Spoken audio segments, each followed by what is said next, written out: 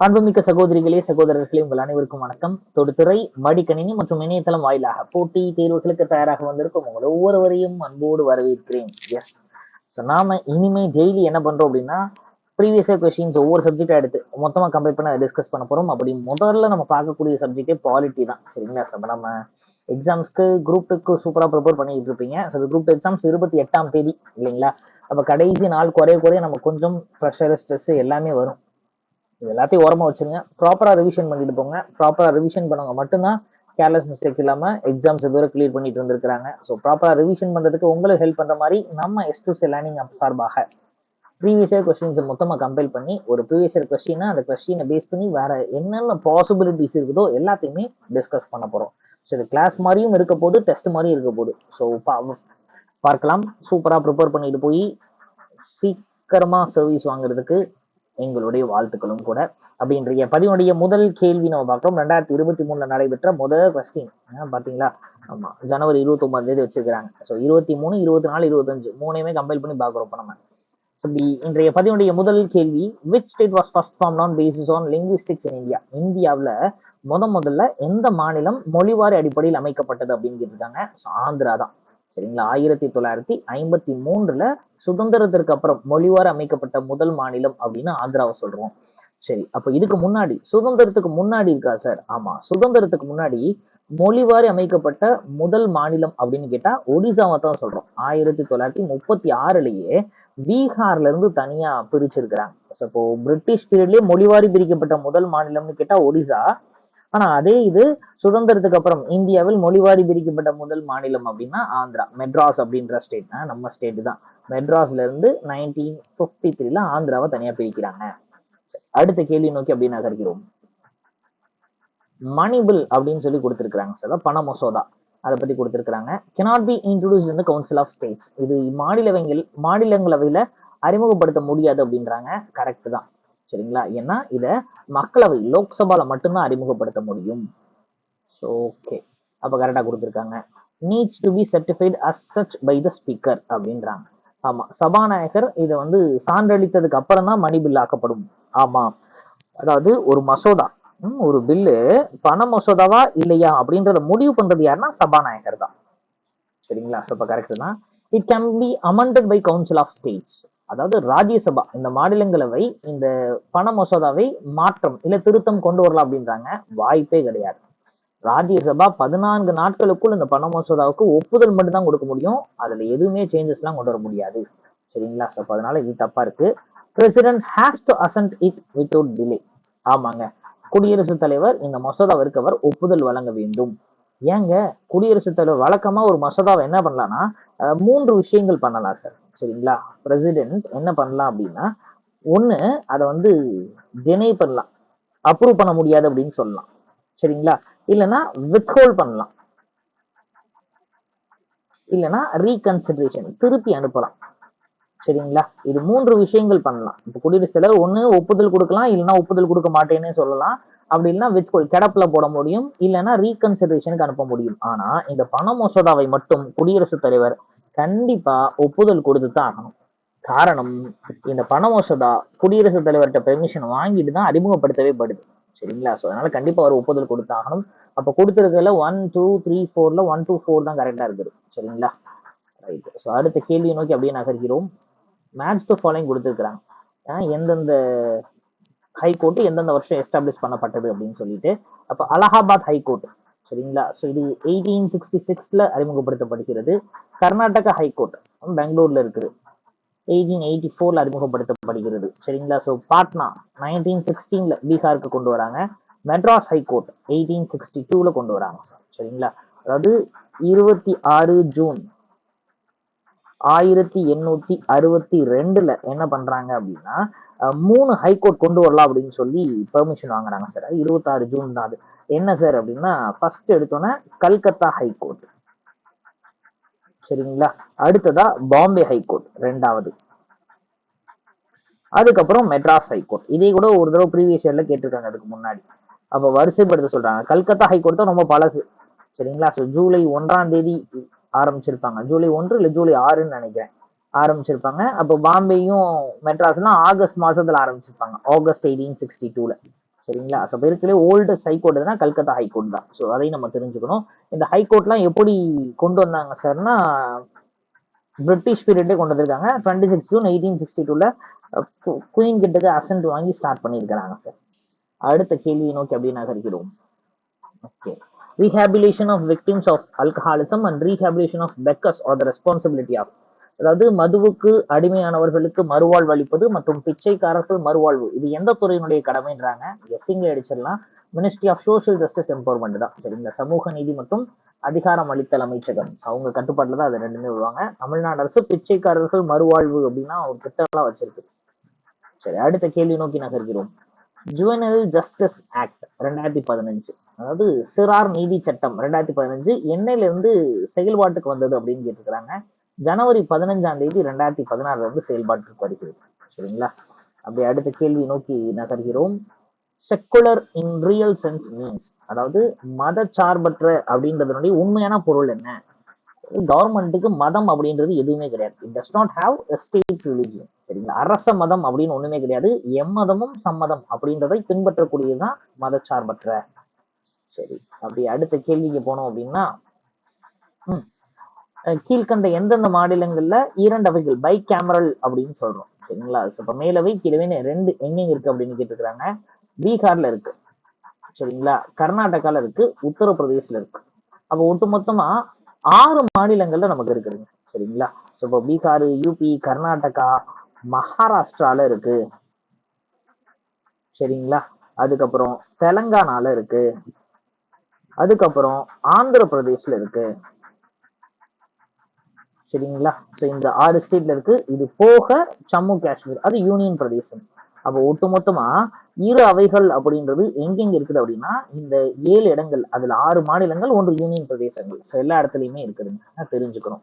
தமிழ்நாட்டுல இரு அவைகள் இருந்ததா அப்படின்னா, ஒரு காலத்துல இருந்தது.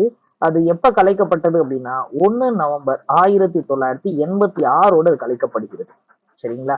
அப்போ நவம்பர் 1ஆம் தேதி அதை ஒட்டுமொத்தமா கலைச்சிடுறாங்க. தமிழ்நாட்டுல இந்த இரு அவைகள் இருந்தது. மேலவை அப்படின்றத கலைச்சிட்டு இப்போ ஒரே ஒரு அவை மட்டும்தான் இருக்குது. 234 எம்எல்ஏக்களை ஒடுக்கிய சட்டசபை மட்டும்தான் நம்மள்ட்ட இருக்குது. அப்படி அடுத்த கேள்விக்கு போனோம் அப்படின்னா, ரொம்ப எளிமையா கொடுத்துருக்காங்க சார். சரிங்களா? ஸோ எந்த பார்ட் வந்து ஃபண்டமெண்டல் டியூட்டிஸ், அடிப்படை கடமைகளை பத்தி பேசுது அப்படின்னு கேட்டிருக்கிறாங்க. Part 4A. சரிங்களா? இந்த பார்ட் 4A எப்படி கொண்டு வந்தாங்க அப்படின்னா, 42ஆம் சட்ட திருத்தம், 42nd constitutional amendment act of 1976, இதன் அடிப்படையில தான் கொண்டு வந்தாங்க. பகுதி 2 அப்படின்றது குடியுரிமை பத்தி பேசுது. 5ல இருந்து 11 வரை இருக்கக்கூடிய ஆர்டிகல்ஸ் இருக்கு. பார்ட் 3 அப்படின்றது ஃபண்டமெண்டல் ரைட்ஸ், அடிப்படை உரிமைகள் பத்தி பேசுது. 12ல இருந்து 35 வரைக்கும் அதுல இருக்கு. சரிங்களா? பார்ட் 5 அப்படின்றது யூனியன் கவர்மெண்ட், அதாவது ஒன்றிய அரசு அப்படின்னு சொல்றோம் இல்லைங்களா? இந்த ஒன்றிய அரசு பத்தி பேசுது. இதுல கிட்டத்தட்ட 52ல தொடங்கி 151 வரை இருக்கக்கூடிய சரத்துக்கள் இருக்கு. பாருங்க, ஒரு கொஸ்டினை வச்சு அதுக்கு பேக்ரவுண்ட் இருக்க எல்லா விஷயத்தையும், ஆப்ஷன்ஸ் இருக்க எல்லாத்தையுமே டிஸ்கஸ் பண்ணிட்டோம். இப்படி நம்ம ரிவிஷன் பண்ணி இதையும் மீடியா கொஸ்டின்ஸ் எதுவும் வந்துட போது ஆப்வியஸா கிடையாது. சரிங்களா? அதனால தைரியமா இருக்கலாம். சூப்பரா இந்த வீடியோ மட்டும் ஸ்கிப் பண்ணாம ஃபுல்லா பாருங்க, நமக்கு கண்டிப்பா யூஸ்ஃபுல்லா இருக்கும்.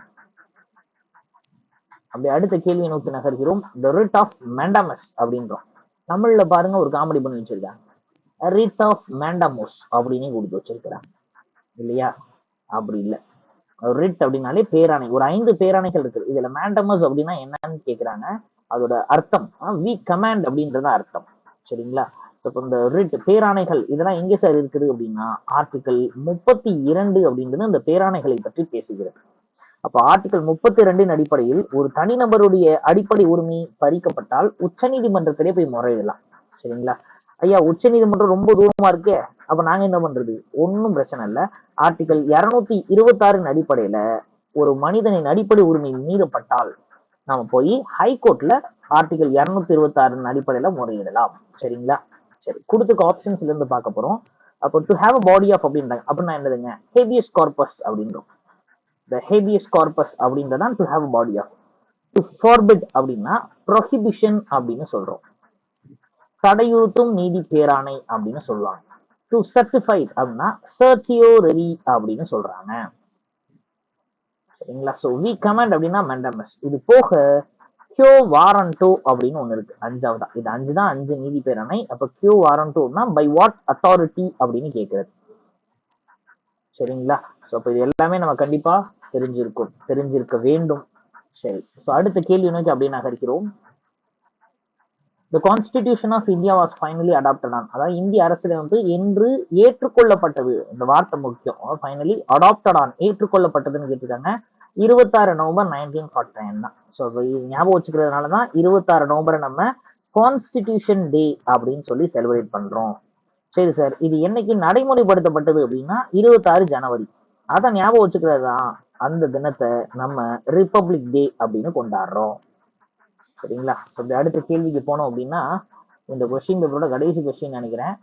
From which of the following constitutional amendments education was transferred from state list to concurrent list? அதாவது கல்வி அப்படின்றது மாநில பட்டியலில் இருந்து பொது பட்டியலுக்கு எந்த சட்ட திருத்தத்தின் மூலம் மாற்றப்பட்டது அப்படின்றாங்க. 42ஆம் சட்ட திருத்தம்.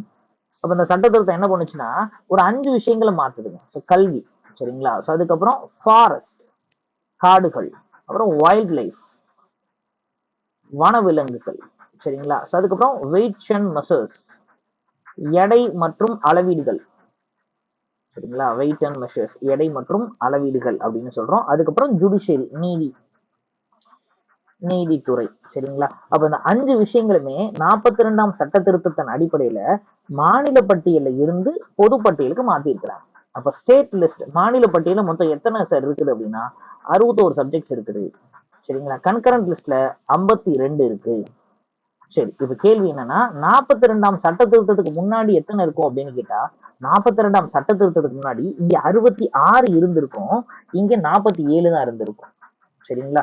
அப்புறம் இங்க இருந்து புடுங்கி இங்க கொடுத்ததுனால இந்த மாதிரி மாறிடுச்சு, சரிங்களா? இப்ப எத்தனை இருக்குன்னு கேட்டா 61 சப்ஜெக்ட்ஸ் இருக்குது மாநில பட்டியல்ல, பொது பட்டியல்ல 52 சப்ஜெக்ட்ஸ் இருக்குது. சரி, அடுத்த கேள்விக்கு அப்படியே போனோம்னா சரி, அடுத்து வேற கொஸ்டின் பேப்பர் வந்துருச்சு, சரிங்களா? அப்படி இந்த அடுத்து இருக்கக்கூடிய கொஸ்டின் பேப்பருடைய முதல் கேள்வி, chairman of first finance commission யாருன்னு கேட்கிறாங்க சார். இந்த ஃபினான்ஸ் கமிஷன்ல இருந்து கேள்விகள் வந்துகிட்டே இருக்குது. ஃபர்ஸ்ட் ஃபினான்ஸ் கமிஷன் கேசி நியோஜி தான், சரிங்களா? அந்த நியோகி அப்படின்றது தான் ஃபர்ஸ்ட் ஃபினான்ஸ் கமிஷன். இந்த ஃபினான்ஸ் கமிஷன் அப்படின்றதுல இருந்து கொஸ்டின்ஸ் வந்துகிட்டே இருக்கனால கண்டிப்பா அதை பத்தி நம்ம தெரிஞ்சுக்கணும். அப்ப இப்ப இருக்கிற ஃபினான்ஸ் கமிஷன் வரைக்கும் எல்லாருமே தெரிஞ்சுக்கணுமா? ஆமா, ஏன்னா கேட்டுக்கிட்டே இருக்காங்கல்ல. அப்ப கேட்டுட்டே இருக்காங்கன்னா நம்ம அதை படிச்சுதான் ஆகணும்.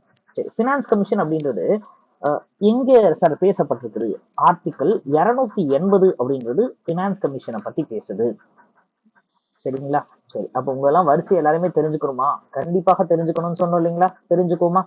நியோஜி தான் முதல்ல, சரிங்களா? அதுக்கப்புறம் சந்தானம் அப்படின்றது 2வது, அதுக்கப்புறம் சந்தா அப்படின்றவர் 3வது நிதி ஆணையத்தினுடைய தலைவர், சரிங்களா? பி.வி. ராஜமன்னார் அப்படின்றவர் 4வது, சரிங்களா? இப்போ 4 பேர் தெரிஞ்சிருச்சு. 5வது தியாகி, மகாவீர் தியாகி. 5 பேரையா நம்ம தெரிஞ்சுக்கணும். தெரிஞ்சுட்டு சமீபத்தில் ரொம்ப ரீசெண்டா அப்பாயிண்ட் பண்ணவங்க எல்லாம் யாரு அப்படின்றத தெரிஞ்சுக்கணும். இப்போ 15th ஃபினான்ஸ் கமிஷன், சரிங்களா? அவர் என்.கே. சிங், சரிங்களா? ஓகே, இப்ப கரண்ட்ல இருக்கிறது 16th ஃபினான்ஸ் கமிஷன், அவரு அரவிந்த் பனகாரியா. நம்ம கரண்ட்ல இருக்கக்கூடியவங்க 16வது நிதி ஆணையத்தினுடைய தலைவர் அரவிந்த் பனகாரியா, 15 என்.கே. சிங் இருக்கிறார். அதுக்கப்புறம் 14வது நிதி ஆணையத்தினுடைய தலைவராக ஒய்.வி. ரெட்டி இருக்கிறார், சரிங்களா? அடுத்து 13ஆக யார் இருக்கா? விஜய் கேல்கர் இருப்பார். 12வது யார் இருக்குதா அப்படின்னா ரங்கராஜன் இருப்பார், சரிங்களா? 11வதாக இருக்கிறது குஷ்ரு இருப்பார், சரிங்களா? எஸ். இவங்க எல்லாம் கண்டிப்பா ஞாபகம் வச்சுக்கோங்க. ஏன்னா பினான்ஸ் கமிஷன்ல இருந்து கேள்விகள் நமக்கு கேட்டுக்கொண்டே இருக்கிறார்கள், சரிங்களா? அதுவும் குறிப்பா இப்ப இருக்கக்கூடிய நிதி ஆணையம் 16வது நிதி ஆணையம், அதன் தலைவர் அரவிந்த் பனகாரியா. ஓகே, அடுத்த கேள்வி பார்க்க போறோம். The number of languages recognized by Indian Constitution, மொத்தம் 22 அங்கீகரிக்கப்பட்ட மொழிகள் இருக்குது. இது எல்லாமே 8ஆம் அட்டவணையில இருக்குது, சரிங்களா? 8th ஷெட்யூல்ல. சரி, அடுத்த கேள்வி. The article of the Constitution of India related to right to consult people of distinct languages and culture is, அதாவது வேறுபட்ட தனித்துவமிக்க மொழி மற்றும் கலாச்சாரத்தையுடைய மக்களினை பாதுகாப்பதில் தொடர்புடைய இந்திய அரசியலமைப்பினுடைய பிரிவு என்னன்னு கேட்டிருக்கிறாங்க. இது ஆர்டிகல் 29ல ஒன்றுதான், சரிங்களா? எளிமையா சொல்லியிருக்கணும், எளிமையா தெரிஞ்ச ஒரு கேள்விதான். அடுத்தது, okay, what was the first name of all India court established under the act of 1935? இப்ப இந்திய அரசு சட்டம் 1935 படி தேசிய அளவில் நீதிமன்றமானது நிறுவப்பட்டது, அதன் பேர் என்னன்னு கேட்கிறாங்க. பெடரல் கோர்ட் ஆஃப் இந்தியா, இந்திய கூட்டாட்சி நீதிமன்றம், அப்ப இதுதான் என்ன ஆகுதுன்னா 1950 குறிப்பா ஜனவரி மாதம் 28 அப்புறம் இது என்னவா ஆயிடுது அப்படின்னா இதுதான் சுப்ரீம் கோர்ட் இன்னைக்கு இருக்கக்கூடிய டெல்லியில செயல்படுகிறது. சரிங்களா? பெடரல் கோர்ட் ஆஃப் இந்தியா அப்படின்றது சுப்ரீம் கோர்ட்டாக செயல்படுகிறது. அப்ப சுப்ரீம் கோர்ட் முதல்ல எப்ப சார் வந்துச்சு? 1774லயே சுப்ரீம் கோர்ட் வந்துடும். சரிங்களா? ஸோ எங்க இருந்தது அப்படின்னா கல்கட்டால இருந்திருக்கும். சரிங்களா? இப்ப இந்தியாவுடைய முதல் உச்ச நீதிமன்றம் அப்படின்னு சொல்லக்கூடியது கல்கத்தால 1774 வந்துருச்சு. சர் எலிஜா இம்டே அப்படின்றவங்க முதல் சீஃப் ஜஸ்டிஸா இருந்திருப்பாரு. பட் இப்ப இருக்கிற சுப்ரீம் கோர்ட் ஜனவரி 28 1950 அப்புறம் டெல்லியில வந்தது. சரிங்களா? அடுத்த கேள்விக்கு போறோம். ஆர்டிகல் 263 கொடுத்திருக்கிறாங்க. இது எஸ்டாப்ளிஷ்மெண்ட் ஆஃப் இன்டர்ஸ்டேட் கவுன்சில், அதாவது மாநிலங்களுக்கு இடையான குழுவை உருவாக்குறத பத்தி ஆர்டிகல் 263 பேசுது. அதோட நோக்கம் என்னன்னு கேக்குறாங்க. எதுக்காக அப்படின்னா the effect of coordination between the states and between central states. சரிங்களா? மாநில அரசுகளுக்கு இடையிலும் ஒன்றிய அரசுக்கும் மாநில அரசுகளுக்கும் இடையிலும் ஒரு வலிமையான ஒத்துழைப்பினை ஏற்படுத்தி ஒருமைப்பாட்டை வேணும் அப்படின்றதுக்காக தான் அதை கொண்டு வந்திருக்கிறாங்க. சரிங்களா? இன்டர்ஸ்டேட் கவுன்சில் அப்படின்னு சொல்றோம். அடுத்த கேள்வி. ஓகே, என்ன கொடுத்துருக்காங்கன்னா கிரானாலஜிக்கலா அரேஞ்ச் பண்ண சொல்லியிருக்காங்க சார். சரிங்களா? ஸோ இந்த கமிட்டிஸ் எல்லாமே திரும்ப திரும்ப கேட்குறாங்க. இது எல்லாமே எதுக்காக அப்படின்னா இந்த பஞ்சாயத்து ராஜுக்காக, அதாவது லோக்கல் கவர்மெண்ட்னு சொல்றோம் இல்லைங்களா, உள்ளாட்சி அமைப்புகள், இதுக்காக கொண்டு வரப்பட்டதுதான் இது எல்லாமே. சரிங்களா? Ashok Mehta committee, Singhvi committee, Balwant Rai Mehta committee. முதல்ல வந்தது பல்வந்த் ராய் மேத்தா கமிட்டி தான், 1957 வந்திருக்கும். அடுத்து அசோக் மேத்தா ஒரு 20 வருஷம் கழிச்சு 1977 வந்திருக்கும். சிங்வி கமிட்டி 1985 வந்திருக்கும். சரிங்களா? அப்ப இந்த ஆர்டர்ல நம்ம போட்டோம்னா அப்ப 312 அப்படின்னு நமக்கு சூப்பரா ஆன்சர் பண்ணிட்டு போயிடலாம். சரிங்களா? எல்லாமே உள்ளாட்சி அமைப்புகளுக்கான போடப்பட்ட கமிட்டிஸ். சரி, அடுத்து என்ன கொடுத்திருக்கிறாங்க? which of the following article provide for the impeachment of president? அப்ப குடியரசு தலைவரை பதவி நீக்கம் செய்வதற்கான சரத்து எது? எல்லாருக்குமே நல்லாவே தெரியும் ஆர்டிகல் 61 தான் அப்படின்னு. பாருங்க, ஆர்டிகல் 61 எல்லா ஆப்ஷனையும் கொடுத்து வச்சிருக்கிறாங்க இல்லையா? அப்ப ரொம்ப கேர்ஃபுல்லா இருக்கணும். போச்சா சோனமுத்தா அப்படின்ற மாதிரி. அப்போ அடிஷ்னலா இருக்கிறது என்ன அப்படின்றத நம்ம தெரிஞ்சுக்கணும். ஆர்டிகல் 56(1)ல கிளாஸ் பி அப்படின்றதும் குடியரசுத் தலைவரை பதவி நீக்கம் செய்வதை பத்தி பேசுறது. சரிங்களா? அவர் தகுதிகள்ல ஏதாவது ஒண்ணு மிஸ் பண்ணி இருந்தாருன்னா அவரை பதவி நீக்கம் செய்யலாம் அப்படின்றது தான் அந்த ஆர்டிகல் 56 சொல்லக்கூடியது. சரிங்களா? ஓகே, அடுத்த கேள்வி நோக்கி நகர்கிறோம். which article enumerates fundamental duties in Indian constitution? அப்போ எந்த சரத்து ஃபண்டமெண்டல் டியூட்டிஸ் அடிப்படை கடமைகளை பத்தி பேசுகிறது அப்படின்றாங்க. 51A. சரிங்களா? இந்த ஏல ஆரம்பிச்சு 51A கே வர இருக்குது. ஒரு 11 கடமைகள் நமக்கு இருக்குது. சரிங்களா? அப்போ இதுதான் நமக்கு ஆன்சர். 12ல இருந்து 35 வரை இருக்குது என்ன அப்படின்னா இது அடிப்படை உரிமைகள், ஃபண்டமெண்டல் ரைட்ஸ். சரி, அப்படி அடுத்த கேள்விக்கு போறோம். Article 5 of the Indian constitution எதை பற்றி பேசுகிறது அப்படின்றாங்க. ஆர்டிகல் 5 இந்திய குடியுரிமையை பற்றி பேசுகிறது. சரிங்களா? ஆமா. ஸோ அரசமைப்பு திருத்த முறையை பற்றி ஆர்டிகல் 368 பேசுது. சரிங்களா? ஃபார்மேஷன் ஆஃப் ஸ்டேட்ஸ் பத்தி 3-4 பேசுது. சரிங்களா? அப்ப இந்திய பாராளுமன்றத்தை பத்தி கிட்டத்தட்ட நிறைய பேசுது. 75, 79 வரைக்கும் முக்கியமானது. அடுத்த கேள்வி நோக்கி போறோம். The enactment of Right to Information Act in India is supposed to inculcate the sense of இந்தியாவில் தகவல் அறியும் உரிமை சட்டத்தால் மக்களிடம் உருவாகும் என எதிர்பார்க்கப்பட்ட உணர்வு என்ன அப்படின்னா சோசியல் இன்க்ளூஷன், சமூக உச்சேர்க்கை. இதுக்கெல்லாம் மாங்கமான எங்க போய் படிச்சாலும் ஆன்சர் பண்ண முடியாது. நம்ம புரிதல அடிப்படையில தான் அதை ஆன்சர் பண்ண முடியும். ஸோ கேர்ஃபுல்லா நம்ம புரிஞ்சு படிச்சிருக்கணும். சரிங்களா? அப்ப இது எப்ப சார் கொண்டு வராங்க? Right to information act 12 October 2005 கொண்டு வராங்க. சரிங்களா? தகவல் அறியும் உரிமை சட்டம் அப்படின்றது. அப்படி அடுத்த கேள்விக்கு போறோம் அப்படின்னா which of the following is called mini constitution அப்படின்னு கேட்கறாங்க. 42ஆம் அரசு இலமைப்பு சட்டத்திட்டம் தான் மினி கான்ஸ்டிடியூஷன் சொல்றோம். காரணம் இது பிரியாம்பிள் முகவுரையில மாற்றத்தை ஏற்படுத்துகிறது. ஃபண்டமெண்டல் ரைட்ஸ் அடிப்படை கடமைகள்ல மாற்றத்தை ஏற்படுத்துகிறது. டிபிஎஸ்பி அரசின் நெறிமுறை கோட்பாடுகள்ல மாற்றத்தை ஏற்படுத்துகிறது. ஃபண்டமெண்டல் டியூட்டிஸ் அடிப்படை கடமைகளும் புதுசா ஒண்ணு இன்ட்ரோடியூஸ் பண்ணுது. இதெல்லாமே பண்றதுனாலதான் இதை நம்ம மினி கான்ஸ்டிடியூஷன் அப்படின்னு சொல்றோம். சொல்ல போனா இது எமர்ஜென்சி பத்தியும் பேசுகிறது. சரிங்களா? எமர்ஜென்சி ப்ரொவிஷன்ஸ் பத்தியும் பேசுகிறது. அதனால அப்ப இதுதான் மினி கான்ஸ்டிடியூஷன் அப்படின்னு நம்ம சொல்றோம். இப்ப அடுத்த கேள்விக்கு போறோம். ரொம்ப ஈஸியா கேட்டுருக்காங்க. Expanded NITI Aayog, national institution for transforming India அப்படின்றதான் நித்தி ஆயோக். இது வந்து ஜனவரி 1ஆம் தேதி 2015 முதல் செயல்பட்டு வருகிறது. சரிங்களா?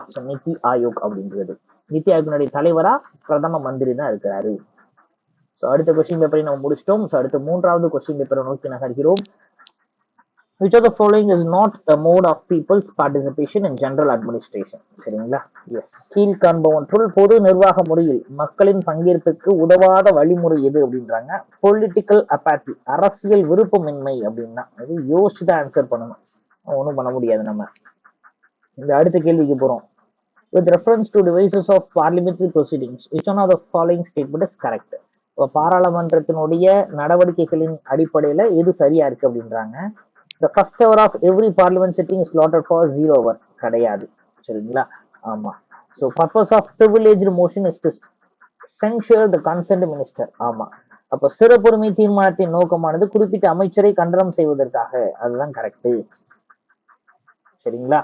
ரைட்டுங்க. ஸோ அப்போ அதுதான் கரெக்ட். அப்போ 0 hour அப்படின்றது மத்தியானம் 12 மணிக்கு மேல இருக்கக்கூடியதுதான் 0 hour. Okay. Which article of Constitution confers special leave petitions to power to the Supreme Court? அதாவது எந்த அரசியலமைப்பு உச்ச நீதிமன்றத்துக்கு சிறப்பு அனுமதி மனுவினை ஏற்கும் அதிகாரத்தை வழங்குகிறது அப்படின்னு கேட்கிறாங்க. ஆர்டிகல் 136. சரிங்களா? அப்ப சுப்ரீம் கோர்ட்டோட ரைட்ஸ் அப்படின்றத பார்த்தோம் அப்படின்னா ஆர்டிகல் 142 அவங்களுக்கான ப்ரிவிலேஜ் ரைட்ஸ் இருக்கு. அந்த சிறப்பு அதிகாரத்தின் அடிப்படையில தான் அவங்க சமீபத்துல தமிழ்நாடு அரசினுடைய மசோதாக்களை கவர்னர் நிறுத்தி வச்சிருந்தாரு இல்லையா, அது எல்லாமே பாஸ் ஆகுறதாக சொல்லிட்டாங்க. சரிங்களா? அப்போ அவங்களுக்கான சிறப்பு அந்தஸ்தை பத்தி பேசுறதுன்னு கேட்டா 142. சரிங்களா? சிறப்பு அனுமதி மனுவினை ஏற்கக்கூடியது 136. கன்ஃபியூஸ் ஆயிடக்கூடாது. அடுத்து இந்தியாவுடைய அல்டிமேட் சாவரின் பவர் யார்கிட்ட இருக்கு அப்படின்றாங்க. இந்திய மக்கள் கிட்ட தான் இருக்குது. காரணம், இந்திய மக்கள் நேரடியாக பிரதமரை தேர்ந்தெடுக்கிறார்கள். அப்போ டைரக்ட் எலெக்ஷன், நேரடி தேர்தல் மூலமாக பிரதமரை தேர்ந்தெடுக்கிறார்கள். இந்திய மக்கள் மறைமுக தேர்தல் மூலமாக, இன்டைரக்ட் எலெக்ஷன் மூலமாக குடியரசுத் தலைவரை தேர்ந்தெடுக்கிறார்கள். அப்ப குடியரசுத் தலைவர் பிரதமர் 2 பேருமே மக்களால் தான் தேர்ந்தெடுக்கப்படுகிறார்கள். சரிங்களா? அதனால மக்கள் கிட்ட தான் பவர் இருக்கு. சரி, அடுத்து என்ன கொடுத்திருக்கிறாங்க. அந்த agency with conducts election to local bodies. உள்ளாட்சி அமைப்புகளுக்கான தேர்தல் நடத்தும் அமைப்பு ஸ்டேட் எலெக்ஷன் கமிஷன் தான். சரிங்களா? 1994க்கு அப்புறம் தான் அந்த மாநில தேர்தல் அமைப்புகள் வருகிறது. அது காரணம் என்ன, 73ஆம் மற்றும் 74ஆம் சட்ட திருத்தம் வந்ததுக்கு அப்புறம் தான் இந்த அமைப்பே உருவாக்கப்படுகிறது. சரிங்களா? ஆமா, 1992ல கொண்டு வராங்க. ஸோ அதுக்கு அப்புறம் தான் ஸ்டேட் எலெக்ஷன் கமிஷன்ஸ் வருகிறது. 1992க்கு அப்புறம் வருகிறது, நாட் 94. சரி, அடுத்த கேள்விக்கு போறோம். மேட்ச் த ஃபாலோயிங் கொடுத்திருக்காங்க. ஒவ்வொரு சட்டங்களும் அந்த சட்டங்கள் எந்த வருஷம் அப்படின்னு சொல்லிட்டு. இந்தியன் டிவோர்ஸ் ஆக்ட் 1869 கொண்டு வந்துடுறாங்க. Hindu marriage act 1955, special marriage act 1954, foreign marriage act 1969. அப்போ மேரேஜ் அப்படின்றது எங்கே சார் இருக்குது? இந்த மேரேஜ், டிவோர்ஸ் இது ரெண்டுமே ஸ்டேட் லிஸ்ட்ல இருக்குது, மாநில பட்டியல தான் இருக்குது. சரிங்களா? ஆமா, மேரேஜ், டிவோர்ஸ், அடாப்ஷன் எல்லாமே. ஸோ அதை பேஸ் பண்ணி இருக்கக்கூடிய சட்டங்கள். அடுத்த கேள்விக்கு போனோம்னா அதுவும் ஒரு மேட்ச் மாதிரி இல்லாம பேர் மாதிரி கொடுத்திருக்கிறாங்க. Yes, preamble is not a part of constitution அப்படின்றாங்க. கிடையாது. Preamble is the integral part. Preamble வேற, அரசியலமைப்பு வேறலாம் சொல்ல முடியாது. ரெண்டுமே ஒண்ணுக்குள்ள ஒண்ணு அப்படின்றோம். அப்ப தப்பா இருக்குது. Directive principles of state policy, அரசின் நெறிமுறை கோட்பாடுகள். ஆமா, இது அரசனுடைய கடமையா? ஆமா. அதனாலதான் இத novel features of Indian constitution Ambedkar சொல்றாரு. அது என்னையா நோவல் ஃபியூச்சர்ஸ், இந்திய அரசியலமைப்பினுடைய புதுமையான சிறப்பம்சம் அப்படின்னு சொல்லிட்டு அம்பேத்கர் இதை சொல்றாரு. சரிங்களா? நல்லது. அடுத்து fundamental duties, it is duty of parliament. கிடையாது. ஃபண்டமெண்டல் டியூட்டிஸ் ஆஃப் பீப்புள், மக்கள், நம்மளோட அடிப்படை கடமைகள். சரிங்களா? தப்பா கொடுத்திருக்காங்க. Fundamental rights, it is duty of citizens. கிடையாது. குடிமகனின் இது கடமைகள் இல்ல, உரிமைகள். சரிங்களா? அதனால தப்பா இருக்குது. அப்ப அது ஒண்ணுதான் சரியா இருக்குது. சரிங்களா? அப்படி அடுத்த கேள்விக்கு போனோம்னா, which of the following cases the Supreme Court of India limited the amending powers of Parliament and fundamental rights? கீழ்கண்ட எந்த வழக்கில் உச்சநீதிமன்றம் அடிப்படை உரிமைகள் மீதான நாடாளுமன்றத்தின் சட்ட திருத்த அதிகாரத்தை வரையறுத்தது அப்படின்னு கேட்கிறாங்க. 1973 நடைபெற்ற கேஷ்வானந்த பாரதி கேஸ்ல தான் அதை நடத்துறாங்க சார். சரிங்களா? ஸோ ஒருவேளை உங்களுக்கு இந்த கேசஸ்லாம் எனக்கு இன்னும் தெளிவா புரியல சார், ஒவ்வொரு கேசஸ் எந்த வருஷம் அதனுடைய முக்கியத்துவம் என்ன அப்படின்னு உங்களுக்கு தெரிஞ்சுக்கணும்னு நீங்க விரும்புனீங்கன்னா அப்படி கமெண்ட்ல நீங்க வி நீட் கேசஸ் அப்படின்னு சொல்லி போடுங்க. நான் அதை பார்த்துட்டு உங்களுக்கு ஒரு வீடியோ கூட மேக் பண்ணி கொடுத்துறேன். எக்ஸாம்ஸ்க்கு முன்னாடியே ஷார்ட்கட்ஸும் சேர்த்து சொல்லி கொடுத்துட்றேன். அப்படி அடுத்த கேள்விக்கு போறோம். which of the following judgments the Supreme Court declared that the preamble to Indian Constitution should be treated as the part of Constitution? பாருங்க, கேஷ்வானந்த பாரதி கேஸ் தான். இந்த கேஷ்வானந்த பாரதி கேஸ்ல தான் என்ன சொல்றாங்கன்னா, இது ஒரு பார்ட், அதாவது அரசியல் அமைப்பினுடைய ஒரு அங்கம் தானுங்க இந்த பிரியாம்பிள் அப்படின்னு சொல்றாங்க. ஆனா அதே இது பெருபாரி வழக்குல என்ன சொல்றாங்கன்னா, அரசியல் அமைப்பினுடைய ஒரு அங்கம்லாம் ஒன்றும் இந்த பிரியாம்பிள் கிடையாது. அரசியல் அமைப்புன்றது அப்ப ஷெட்யூல்ஸ், அட்டவணைகள், பகுதி, சரிங்களா, சரத்துக்கள், இதுக்குள்ள இருக்கணுங்க. பார்ட்டா இருக்கணும், இல்ல ஷெட்யூலா இருக்கணும், இல்ல ஆர்டிக்கலா இருக்கணும். அப்படி இருந்தா தான் அரசியலமைப்பு. இது வந்து தனியா தானே இருக்கு அப்படின்னு சொல்லி பெருபாரி கேஸ்ல சொல்லிடுறாங்க. ஆனா கேஷ்வானந்த பாரதி கேஸ்ல எப்பா அரசியலமைப்பு வேற பிரியாம்பிள் வேறல இல்லப்பா, இது ரெண்டுமே ஒன்றுதான், அரசியலமைப்பினுடைய ஒரு பகுதி தான் பிரியாம்பிள் அப்படின்னு சொல்லி சொல்றாங்க. சரியா? சரி, அடுத்து ஆர்டிகிள் 280 எதை பத்தி பேசுதுன்னு பாக்குறோம். பினான்ஸ் கமிஷன், நிதி ஆணையத்தை பத்தி பேசுகிறது.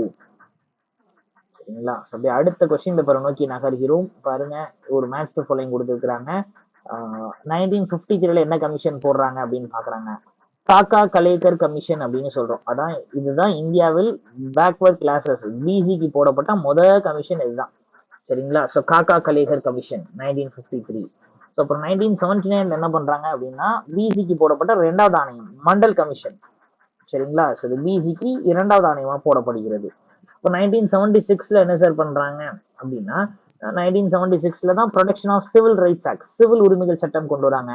1992 national backward class finance and development corporation ஒதுக்கப்படுகிறது. சரிங்களா? அதுக்கப்புறம் 1993 தான் என்ன பண்றாங்கன்னா, NCBCன்னு ஒரு அமைப்பு ஒதுக்குறாங்க, national commission for backward classes. சரிங்களா? அதே மாதிரி NCM அப்படின்னு ஒன்று ஒதுக்குறாங்க, நேஷனல் கமிஷன் ஃபார் மைனாரிட்டிஸ், அதாவது தேசிய சிறுபான்மையினர் ஆணையம் அப்படின்றதும் தேசிய பிற்படுத்தப்பட்டவர்கள் நல ஆணையம் அப்படின்றதும் 93 தான் உருவாக்கப்படுகிறது. ஐயா பெண்களுக்கு ஒன்று இருக்குல்ல, அது எப்பங்க, நேஷனல் கமிஷன் ஃபார் விமன் அப்படின்றது 1992 உருவாக்கப்படுகிறது. சரிங்களா? சூப்பருங்க. அப்படி அடுத்த கேள்வி நோக்கி நகர்ந்தோம் அப்படின்னா, பொலிட்டிக்கல் பார்ட்டிஸ் ஒரு அலாட்டட் சிம்பிள்ஸ் பை, அப்ப அரசியல் கட்சிகளுக்கு சின்னங்களை ஒதுக்குவது யாருன்னா தேர்தல் ஆணையம் தான் ஒதுக்கும். ஐயா தேர்தல் ஆணையம் பத்தி அந்த ஆர்டிகல் பேசுதா?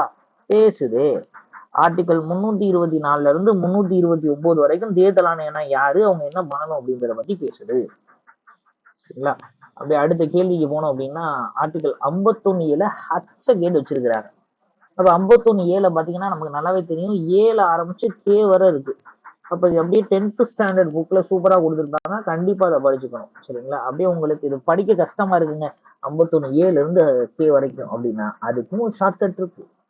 கமெண்ட்ல நீங்க லீவ் பண்ணுங்க, நான் அந்த கேஸ் உங்களுக்கு தேவைப்பட்டதுன்னா நான் அதை ஷார்ட்கட்டோட உங்களுக்கு இன்னொரு வீடியோல சொல்றேன். ஆர்டிகல் 51A ஹச் இது எதை பத்தி பேசுது அப்படின்னா, to develop scientific temper, humanism and spirit of inquiry and reform, அதாவது அறிவியல் சார்ந்த உளப்பாங்கு, மனிதனையும் ஆய்ந்து தெளிந்து சீர்திருத்தும் ஆர்வம் ஆகியவற்றை வளர்ப்பதை பற்றி ஆர்டிகல் 51A ஹச் பேசுகிறது. சரிங்களா? அதுக்கப்புறம் முக்கியமான ஒரு GK question, who presented the first union budget in 1947? 1947 முதல் யூனியன் பட்ஜெட்டை தாக்கல் செய்தவர் யார் அப்படின்னா RK சண்முகம் செட்டி. சரிங்களா? தமிழகத்தை குறிப்பா மெட்ராஸ் மாகாணத்தை சார்ந்தவர்கள் தான் அந்த சண்முகம் செட்டி. இவர் தான் முதல் யூனியன் பட்ஜெட்டை தாக்கல் பண்றது, முதல் நிதியமைச்சரும் கூட. அடுத்த கொஸ்டின் பாருங்க, among the political parties of India listed below which one of them has the elephant as symbol? அப்ப எந்த அரசியல் கட்சிக்கு யானை சிம்பல் கொடுத்திருக்காங்க அப்படின்னு கேக்குறாங்க. பகுஜன் சமாஜ் பார்ட்டி. சரிங்களா? யூபியை மையமாக வைத்து செயல்படக்கூடிய ஒரு கட்சி இவங்க. ஒடுக்கப்பட்ட மக்களுக்கான கட்சியாக பேசப்படுகிறது. சரிங்களா? இந்த கட்சி தான் வந்து யானை சிம்பலா வச்சிருக்கிறாங்க. அடுத்த கொஸ்டினுக்கு போனோம்னா, which of the following is an essential attribute of a state? எது மாநிலத்தின் இன்றியமையாத பண்பாகும் அப்படின்னு கேக்குறாங்க சார். மாநிலத்தின் இன்றியமையாத பண்பு அப்படின்றது சாவர்னிட்டி தான், இறையாண்மை தான். சரிங்களா? அப்ப இறையாண்மை தான் மாநிலத்தின் இன்றியமையாத பண்பாக இருக்கும். அடுத்த கேள்விக்கு போனோம்னா the separate electorate was introduced in India for the first time under Act of 1919. இது எப்படி சொல்றோம் அப்படின்னா மின்டோ மார்லி சீர்திருத்தம் அப்படின்னு சொல்றோங்க. சரிங்களா? அப்படி இல்லை அப்படின்னா இந்தியன் கவுன்சில்ஸ் ஆக்ட் அப்படின்னு சொல்றோம். அப்போ மின்டோ மார்லி சீர்திருத்தம் இல்லைன்னா இந்தியன் கவுன்சில்ஸ் ஆக்ட், இந்திய கவுன்சில் சட்டம் அப்படின்னு சொல்றோம். இப்ப இதுதான் என்ன பண்ணுதா முதல் முறையாக இஸ்லாமியர்களுக்கு தனி தொகுதிகளை ஒதுக்குகிறது. சரிங்களா? சரி, அடுத்த கேள்வி என்னன்னு பாக்குறோம். பார்ட் 11 ஆஃப் கான்ஸ்டிடியூஷன் எதை பத்தி பேசுது அப்படின்னா மத்திய மற்றும் மாநிலங்களுக்கு இடையே இருக்கக்கூடிய நிர்வாக உறவுகளை பற்றி பேசுகிறது. எதுல இருந்து எது பேசுது அப்படின்னு கேட்கிறாங்க சார். அப்ப இதுல பாத்தீங்கன்னா ஆக்சுவலா 245 இருந்து 255 பேசும். முதல்ல கொடுத்துருக்காங்க பார்த்தீங்களா, இது என்ன லெஜிஸ்லேட்டிவ் ரிலேஷன், சட்ட ரீதியான உறவுகளை பற்றி பேசக்கூடியது. சரிங்களா? அது எழுதுன நான் கவனிக்கிறேன். லெஜிஸ்லேட்டிவ் ரிலேஷன் சட்ட ரீதியான உறவுகளை பற்றி பேசக்கூடியது. 64ல இருந்து 293 வரை இருக்குது பினான்சியல் ரிலேஷன்ஸ். சரிங்களா? நிதி சார்ந்த உறவுகளை பற்றி பேசக்கூடியது. 56ல இருந்து 63 தான் என்ன பண்ணுதுன்னா அட்மினிஸ்ட்ரேட்டிவ் ரிலேஷன்ஸ், நிர்வாகம் சார்ந்து இருக்கக்கூடியது. அப்ப நிர்வாக உறவுகளை பற்றி பேசுது. சரிங்களா? ஓகேங்க. அடுத்தது அதர் ரிலேஷன்ஸ் பத்தி 294ல இருந்து 300 பேசும். சரிங்களா? இப்படி அடுத்த கேள்வி நோக்கி நகர்ந்தோம் அப்படின்னா ஒரு ஈஸியான கொஸ்டின் தான். Dash was the first state to establish panchayati raj அப்படின்றாங்க. ராஜஸ்தான் தான். எந்த ஊரு சார்? நாகூர் அப்படின்ற ஒரு ஊரு. சரிங்களா? எப்ப சார் உருவாக்குனாங்க? அக்டோபர் 2ஆம் தேதி 1957ல உருவாக்கியிருக்காங்க. அப்ப நாட்டின் முதல் பஞ்சாயத்து ராஜ் நாகூர் ராஜஸ்தான்ல அக்டோபர் 2ஆம் தேதி 1951 உருவாக்கப்படுகிறது. சரிங்களா?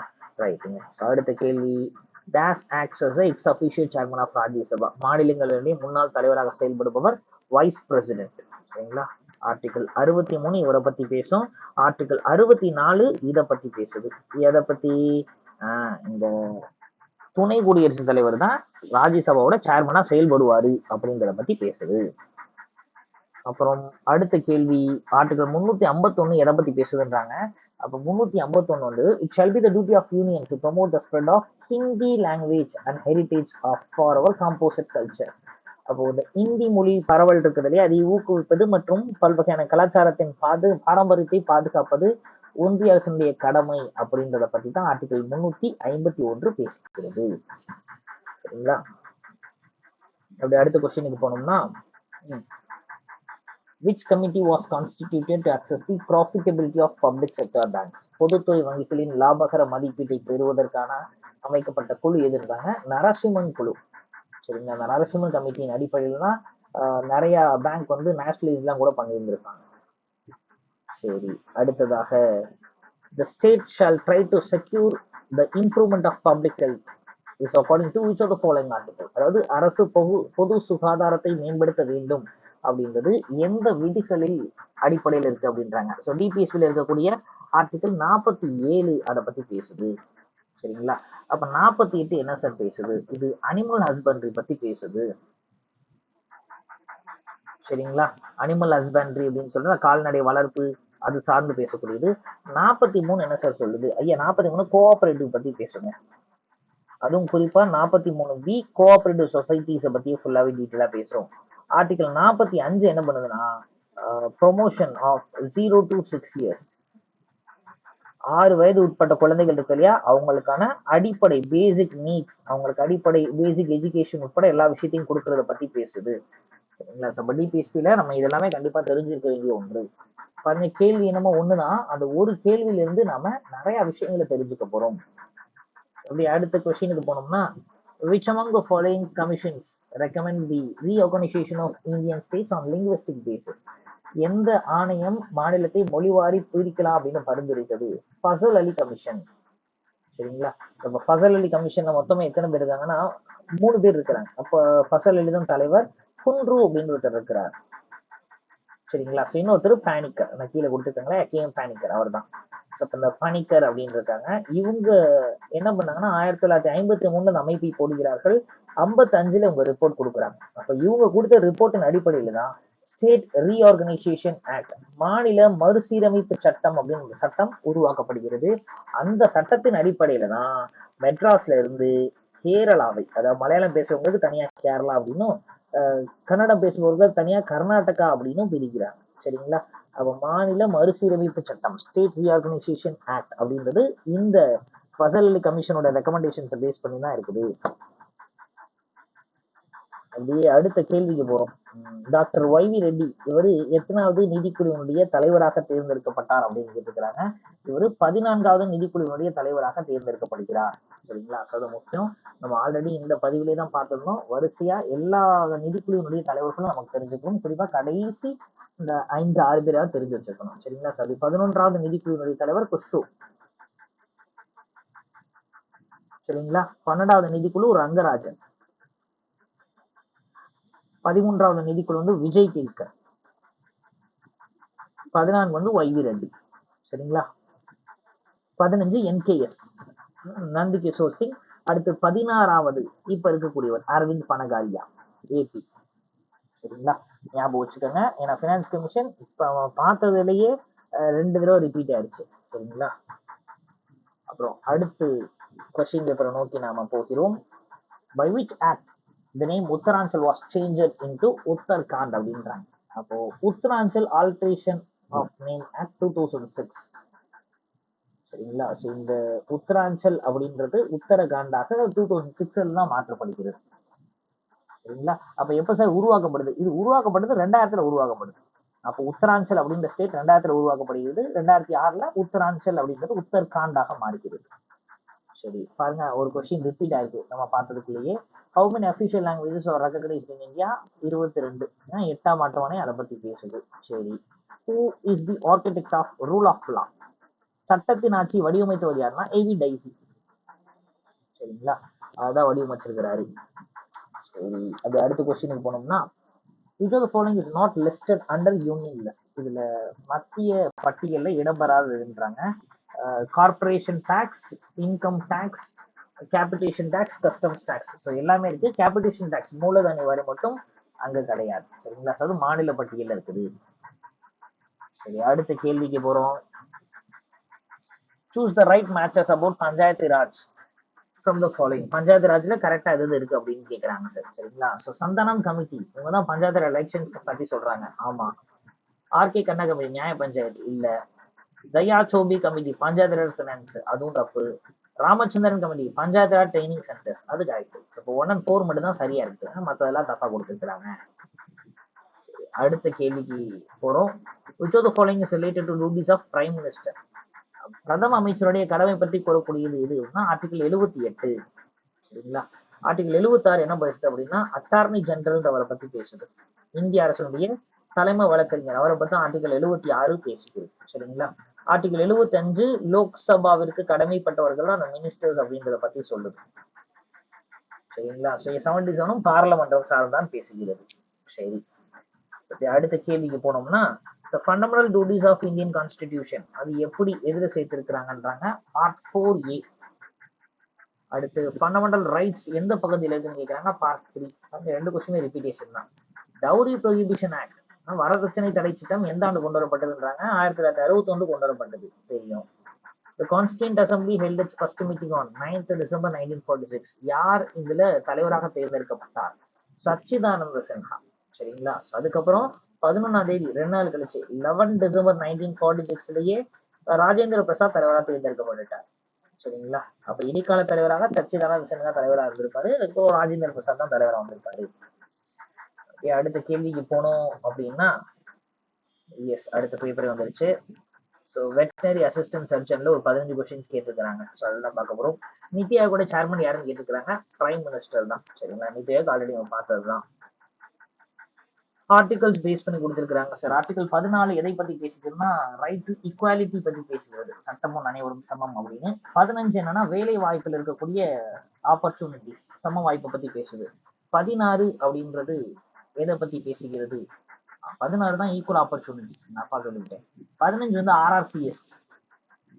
சரிங்களா? நான் டிஸ்கிரிமினேஷன், அதாவது RRCST அப்படின்னு சொல்றோம். ரேஸ், ரிலீஜியன், சரிங்களா? Caste, sex, place of birth, பிறப்பிடம், அதாவது இனம், மதம், சாதி, பாலினம், பிறப்பிடம் இதன் அடிப்படையில ஒரு நபரை நம்ம பிரிக்க கூடாது, எந்த ஒரு பாகுபாடு காட்டக்கூடாது அப்படின்றது தான் RRCSP ஆர்டிகல் 15 பேசுது.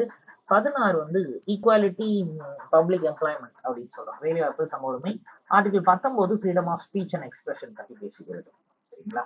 ஓகேங்க. அடுத்த கேள்விக்கு போனோம்னா அரேஞ்ச் chronologically அப்படின்னு கேட்கறாங்க. அப்போ இந்த மாதிரிலாம் கேட்டாங்கன்னா நமக்கு ரொம்ப கஷ்டம் தான். ஏன்னா பாருங்க, எலெக்ஷன் கமிஷனர்ஸ் இருக்காங்களே, அவங்கள இது வரைக்கும் பிரசிடென்ட் கேட்டாங்க, பிரைம் மினிஸ்டர் கேட்டாங்க, ஒரு கட்டம் கொஞ்சமா போய் உச்சநீதிமன்ற நீதிபதி எல்லாம் கேட்டாங்க. இப்போ ஆன்சரே நம்ம பண்ணக்கூடாதுன்றதுக்காகவே இந்த மாதிரி சீஃப் எலெக்ஷன் கமிஷனரை வருஷப்படுத்தி கேட்கறாங்க. ஸோ இப்போ வரிசைப்படுத்தி, ஏன்னா இவங்க எல்லாமே கரண்ட் அஃபேர்ஸ் வர மாதிரி சமீபத்தில் இருக்கக்கூடிய ஒரு கிளாஸை சொல்லியிருக்கிறாங்க. சரிங்களா? எஸ். அப்போ நவீன் சாவ்லா, அதுக்கப்புறம் சுனில் அரோரா இருந்திருப்பாரு, அதுக்கப்புறம் சுஷில் சந்திரா, அதுக்கப்புறம் ராஜீவ் குமார். ஓகேங்க. அடுத்து among the states listed below largest number of Lok Sabha seats இங்க. அப்ப கொடுத்திருக்கிறதுல லார்ஜஸ்ட் சீட்ஸ் இருந்தாங்க வெஸ்ட் பெங்கால் தான். ஓவராலா கேட்டா யூபி. சரிங்களா? அப்புறம் எம்பி இவங்களா இருக்கிறாங்க. யூபி எம்பிக்கு அப்புறம் வெஸ்ட் பெங்கால் இருக்குது. சரி, Meghalaya state game into existence இந்த இயர் 1972. மேகாலயா 1972 தனி மாநிலமாக உருவாக்கப்படுகிறது. சரி, அடுத்த கொஸ்டின் பயங்கரமா கொடுத்திருக்காங்க. Another bold feature of constitution is that it seeks to establish a secular state. Which of the following statements does not relate to idea of secular state அப்படின்னு கேட்டிருக்கிறாங்க. அப்போ இது என்னன்னா, அரசியலமைப்பின் மற்றொரு துணிச்சலான கூறு என்னவென்றால், இது மதச்சார்பற்ற அரசை நிறுவ முயல்கிறது. கீழ்காணும் கூற்றுகளில் மதச்சார்பற்ற அரசு பற்றிய கருத்துக்களில் பொருத்தமற்றது எதுன்னு கேட்கிறாங்க. சரிங்களா? ஸோ ஆப்ஷன் டி தான். Some of its ideas are against the idea of sovereignty. அதன் சில கருத்துக்கள் நாட்டின் இறையாண்மைக்கு எதிராக இருக்கிறது அப்படின்றதான். சரிங்களா? அடுத்த கொஸ்டினுக்கு போனோம்னா, எந்த அமெண்ட்மெண்ட் ஆக்ட் சோசியலிஸ்ட் அப்படின்ற வார்த்தை, அதாவது பாருங்க எவ்வளவு அழகா நம்மால் டிரான்ஸ்லேட் பண்ணியிருக்காங்க. சோசியலிஸ்ட்னா சோசியலிஸ்ட் தாங்க போவோம், சமத்துவம்னா நாங்க போட மாட்டோம்ன்ற மாதிரியே முரண் பிடிச்சிருக்கிறாங்க. டிரான்ஸ்லேஷனுக்கு ஒரு ஆள் அப்பாயின் பண்ண சொல்லணும் இல்லையா? இல்லைன்னா ஏன்டையாவது சொல்லுங்க, அழகா நானே டிரான்ஸ்லேட் பண்ணி கொடுக்குறேன், நம்மளே போய் சஜஷன் கொடுக்க வேண்டியதான். அப்போ சோசியலிஸ்ட் அப்படின்னா சமத்துவம் அப்படின்னு சொல்றோம். அப்போ சோசியலிஸ்ட் அப்படின்ற வார்த்தை பிரியாமல்ல எப்படி ஆட் ஆயிருக்குன்னு கேட்கிறாங்க சார். 42ஆம் சட்ட திருத்தம் தான் சேர்க்குது. சரிங்களா? என்னென்ன வார்த்தையை சேர்க்குது அப்படின்னா, சோசியலிஸ்ட், செக்குலர், இன்டெகிரிட்டி அப்படின்ற அந்த 3 வார்த்தையை சேர்க்கிறது. சோசியலிஸ்ட் அப்படின்னா சமத்துவ, செக்குலர்னா சமய சார்பற்ற அப்படின்னு சொல்றோம், இன்டெகிரிட்டினா ஒருங்கிணைக்கப்பட்ட அப்படின்னு சொல்றோம். இது மூணையுமே இந்த 42ஆம் சட்ட திருத்தம் சேர்க்கிறது. சரிங்களா? The institution of ombudsman was first created in. ombudsman அப்படின்றது எந்த நாடு முதல்ல உருவாக்கியிருந்தாங்க? ஸ்வீடன் தான் முதல்ல உருவாக்கியிருக்கு. சரிங்களா? ஓகேங்க. ஸோ இப்போ அடுத்த கொஸ்டினை பார்க்குறோம். சுப்ரீம் கோர்ட்டோட ஜட்ஜாக அப்பாயின் பண்றதுக்கு recommend which of the following is not, எது தேவையில்லை அப்படின்னு கேட்குறாங்க. should be citizen of India, கண்டிப்பா தேவை. should have worked as a judge for 5 years in one or more high courts in succession, கண்டிப்பாக. should have worked as an advocate for 15 years in one or more high courts in succession, அதுதான் கிடையாது. ஏன்னா 15ல 20 years. சரிங்களா? S, 10 வருஷம் ஹைகோர்ட்ல அவங்க அட்வொகேட்டா இருந்தாங்கன்னா அவங்க ஹைகோர்ட்டோட ஜட்ஜா தேர்ந்தெடுக்கப்படலாம், அவ்வளவுதான். சரிங்களா? 10 வருஷத்துக்கு மேல இருந்தாருப்பா அப்படின்னா ஹைகோர்ட்டோட ஜட்ஜா தேர்ந்தெடுக்கப்படலாம், உச்ச நீதிமன்றத்துக்கு அந்த கிடையாது. ஓகே. ஆர்டிகல் 266 இருந்து 300A வரைக்கும் எந்த பகுதியை சார்ந்தது அப்படின்றாங்க? பகுதி 12ஐ சார்ந்தது. சார் இது எப்படி சார் ஞாபகம் வச்சுக்கிறது? சிம்பிள் சொல்லுங்களா, 300A இதுதான் நமக்கு சொத்துரிமை, ரைட் டு ப்ராப்பர்ட்டி அப்படின்னு சொல்றோம் இல்லையா? இது பகுதி 3ல இருந்து தூக்கி பகுதி 12க்கு போயிருச்சு அப்படின்னு நம்ம படிச்சிருக்கோம். பகுதி 3ல ஃபண்டமெண்டல் ரைட்டா இருந்தது, இப்போதைக்கு இது லீகல் ரைட்டா 300A பகுதி 12ல போயிருக்குன்னு அந்த 300A வச்சு இங்க சொல்லிட்டு போயிடலாம். சரிங்களா? சரி, அடுத்த கேள்விக்கு அப்படியே போனோம்னா, ஓகே, இயர் ஆஃப் எஸ்டாப்ளிஷ்மெண்ட் பாருங்க, அதுக்குள்ளே ரிப்பீட் ஆயிருக்கு. 2023ல இருந்து 25க்குள்ள இருக்கிறதா டிஸ்கஸ் பண்றோம், அதுக்குள்ளே ரிப்பீட்டேஷன்ஸ் வந்துருச்சு. அப்போ மெட்ராஸ் ஹைகோர்ட் அப்படின்றது 1862ல உருவாக்கப்பட்டது, கரெக்டா கொடுத்துருக்காங்க. கர்நாடகா 1884 கரெக்டா கொடுத்துருக்காங்க. அலகாபாத் 86, சரிங்களா, 1866 தப்பா கொடுத்துருக்காங்க. கேரளா 58 அதெல்லாம் கரெக்டா கொடுத்துருக்காங்க சார். அப்படியே அடுத்த கேள்விக்கு போனோம் அப்படின்னா, ராஜ்யசபா பத்தி எது கரெக்ட்னு கேக்குறாங்க. இட் இஸ் பெர்மனன்ட் பாடி. ஆமாங்க, ராஜ்யசபா எம்பி ஆயிட்டுனா 6 வருஷத்துக்கு கேரண்டி இருக்குது நமக்கு. எம்பியாவே இருக்கலாம், பிரச்சனை கிடையாது. at the end of every second year 1/3 members retire, அதுவும் ஆவாங்க. சரிங்களா? this shows the unstable nature of the house. இது இந்த அவையினுடைய நிலையற்ற தன்மையை குறிக்கிறது. அது எப்படிப்பா, பர்மனன்ட் பாடினா அது எப்படி நிலையற்ற தன்மையா இருக்கும்? அப்ப ஸ்டேபிள் வந்திருக்கணும், நிலையான தன்மையை குறிக்கிறது அப்படின்னு சொல்லியிருந்திருக்கும். சரிங்களா? அப்ப அதில் மிஸ் பண்ணியிருக்கிறாங்க. இப்படி அடுத்த கொஸ்டினை நோக்கி நகர்ந்தோம் அப்படின்னா, which of the following reflects the social ideology of directive principles of state policy? இது அப்படியே ரிப்பீட் ஆகுது. அப்போ இது அரசு நெறிகாட்டு வழிமுறைகளின் அடிப்படையில் சமூக சிந்தனை பிரதிபலிப்பது எது அப்படின்னா, providing adequate means of livelihood. சரிங்களா? வாழ்வாதாரத்திற்கான வழிமுறைகளை போதுமான அளவு வழங்குதல். இப்போ குறிப்பா இது ஆர்டிகல் 42 இதை பத்தி பேசும். சரிங்களா? 42 இதை பற்றி தான் பேசுகிறது. அடுத்து பார்க்கிறோம், no person shall be deprived of his life and personal liberty except according to procedure established by law. Which article of Indian Constitution says like this? அதாவது ஒருவரது உயிரோ உடல்சார் உரிமையோ சட்டம் விதித்தமைத்துள்ள நெறிமுறைப்படி அன்றி வேறு எவ்வகையிலும் பறிக்கப்படுதல் ஆகாது அப்படின்னு சொல்லக்கூடியது என்னன்னா ஆர்டிகல் 21. சரிங்களா? எஸ், இந்த வார்த்தை பர்சனல் லிபர்ட்டி, தனி மனித சுதந்திரம் அப்படின்றத பார்த்தாலே இங்க பாஞ்சிடலாம். இது எப்ப சார் அப்படின்னா, இந்த தனிமனித சுதந்திரத்தை பறிக்கவே கூடாது. நிறைய சுதந்திரத்தை நமக்கு இந்திய அரசியலமைப்பு கொடுத்து வச்சிருக்கு, அதுல ஒன்றுதான் இது. சரிங்களா? எமர்ஜென்சியே வந்தாலும் ஆர்டிகல் 20, 21 அப்படின்றது பறிக்கப்படவே கூடாது அப்படின்றதுதான் விதியே. சரிங்களா? சரி, அடுத்து, the text of preamble of Indian Constitution resembles which of the following constitution? அதாவது எந்த நாட்டினுடைய அரசியலமைப்போடு இந்திய அரசியலமைப்பின் முகவுரை பெரும்பகுதி ஒத்து போதுன்றாங்க யுஎஸ்ஏவோட. அப்ப யுஎஸ்ஏல தான் ஒட்டுமொத்தமா கான்ஸ்டிடியூஷன் அப்படின்றத எழுதப்பட்ட அரசியலமைப்பு அப்படின்றத முதல்ல அறிமுகப்படுத்தியது, அதோட நம்ம வந்து ஒத்து போகுது அப்படின்றாங்க. சரி, அடுத்து assistant conservator of forest. So அதுல ஒரு 22 கொஸ்டின்ஸ் கேட்டிருக்காங்க. ஸோ அதுல இருந்து பாக்குறோம். அப்ப இதை பார்த்துட்டோம்னா ஒட்டுமொத்தமாவே நமக்கு ஒரு 200 கேள்விகள் வரைக்கும் பார்த்துருப்போம். சரிங்களா? Indian constitution makes a clear division of fiscal powers between states and central government under which articles அப்படின்றாங்க. ஆர்டிகல் 264 மற்றும் 293. அப்ப சென்ட்ரல் கவர்மெண்ட்டுக்கும் ஸ்டேட் கவர்மெண்ட் பிசிக்கல் பவர்ஸ் பத்தி 264 இருந்து 293 ஃபுல்லாவே. அடுத்து, why was நிதி ஆயோக் ஃபார்ம்டு? நிதி ஆயோக் ஏன் உருவாக்கப்பட்டது அப்படின்றாங்க. To promote cooperative federalism. ஆமா, கூட்டுறவு கூட்டாட்சியை நடைமுறைப்படுத்த.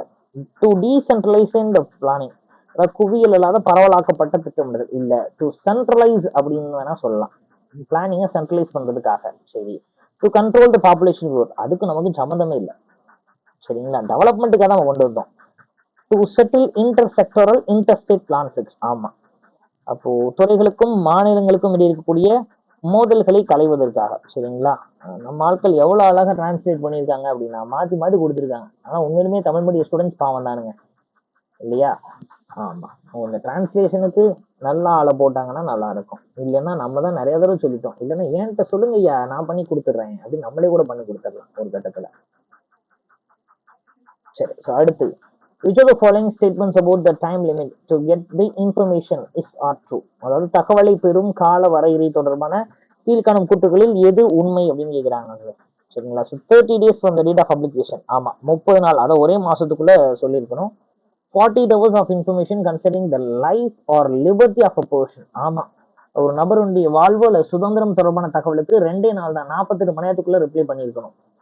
5 days shall be added to the above response time in case of the application for the information is given to APIO.